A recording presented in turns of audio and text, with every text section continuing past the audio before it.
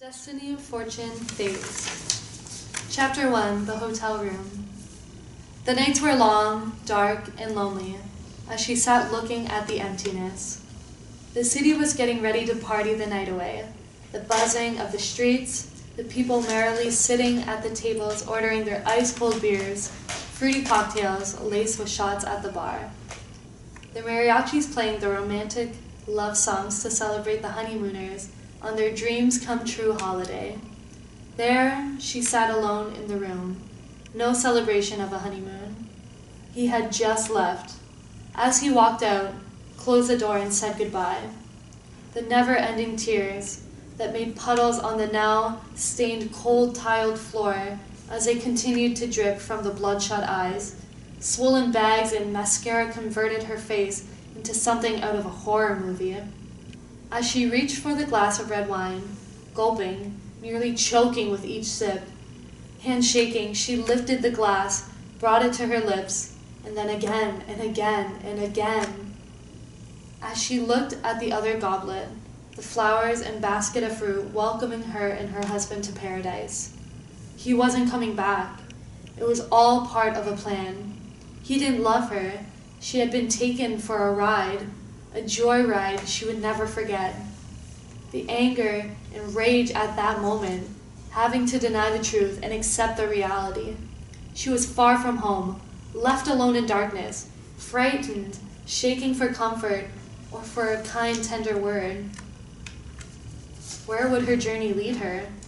What was next? Only time would tell the stories of her destiny, fortune, and fate. Chapter 2, The Restaurant. There's something you aren't telling me, Michael. As Lucy looked across the table, staring into his eyes. He seemed uncomfortable and found it difficult. As he looked down, he seemed tense. What he was about to say was going to come as a shock. I don't want to hurt you. I value our friendship. Don't worry, there's nothing you can say that can shock me. She felt a lump in her stomach as so many thoughts rushed through her mind. Why had his face changed? Why has his smile gone? This was serious. It can't be that bad. Just come out with what you're going to say.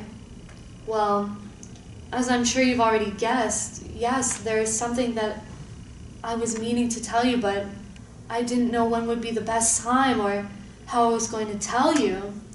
Michael took a deep breath as he tried to explain. As you know, there are signs your body is telling me. Lucy quickly responded, eagerly to know what he had to say, as she fidgeted in her chair, anxious, clenching her hands and trying to conceal the fear of what he was about to say. As he tapped his pen on the table and rolled it in his fingers, he started and placed them on the table. Chapter 3, The Pool Bar. Now, Michael, what does this woman have to do with me? As Lucy frowned and looked at him, puzzled. Do I know who she is? What has she got to do with me? I think it's best you let me finish, and when you have heard the story, we can discuss this, okay? He took a deep breath, paused, as his right hand brushed his forehead and rested on the side of his right cheek, and now right elbow on the table, and continued. Strange things happen in this country, in which I think you are not aware of, and it's up to me to explain. Well, in a silent alleyway, hidden from public view, is a little shop which has a curtain of beads, feathers, and bells, and above a sign saying miracles happen every day, only 40 minutes away from here. Do you know it? No, of course I don't, replied Lucy. Is it somewhere you want me to go? What do they do in there, Michael? This was going to be harder than he had thought. Lucy had no clue. She had been living in this country for so many years, but had never ventured into the unknown, unthinkable, or even how cruel the real world can be or could be. How was he going to tell her? It would break her heart. The truth, or keep it forever a secret. In the meantime, only 40 minutes away, Alice opened the door and brushed past the beads, and the tinkling of bells accompanied her as she walked in. Chapter 4, The Coffee Shop. Now she was terrified. She wasn't dressed for a meeting. Pink t-shirt and small jean shorts as she sat behind the wheel. She locked the automatic doors, pressed the play button to listen to music, when over the loudspeaker, the call came that she was dreading. "Hello, it's James. We had agreed a time and I can't see you." Thinking out loud, "Oh my God." She looked at the clock. She was late. All sorts of terrible things came to mind. He sounded as if he had another meeting.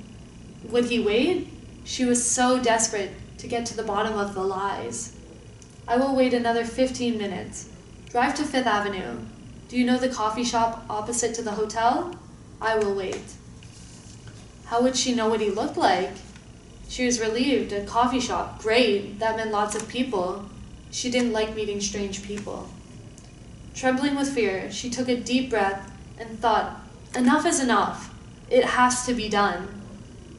What did she have to lose? She passed the cobbled streets, lined with flowers and palm trees, as quickly as she could, parked, found the street, and now would she find the coffee shop? Would he be inside? Outside?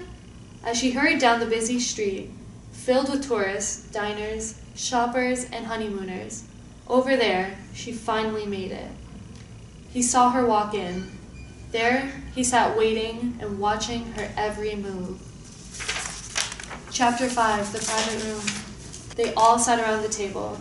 Decisions had to be made. Pieces had to be moved. Battles had to be won. New game plans into place. Each one sat there with their own proposals, own agendas, own ideas.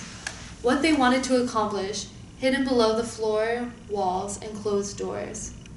A map of a war had been set, each one carrying their own flag, the pieces they wanted to keep, in the center the papers and pens, figures and facts. Over the years, the click, click, click as the voices were listened to in conversations heard along the narrow corridor and open living rooms and spaces, each one having to display their skills, pass the initiation game to become worthy of the seat they occupied. There was new blood to contend with. The troops had been out on their reconnaissance missions, following closely the moves, on foot, behind the wheel, day and night reporting back. The computers hacked and emails open to find more clues to bring down the enemy. They all sat anticipating as they carefully watched for signs of weakness, whose hands were on the table, who was fumbling with the pencil or biting his lip. Together, they had built an empire. Everything was at stake. Who would give in to the demands as he smashed the table with his fist? Was the battle lost? No apology was heard. No regret, no shame, no guilt murmured. Or would it be his last spoken words, a breath of fresh air? It's this way or no way.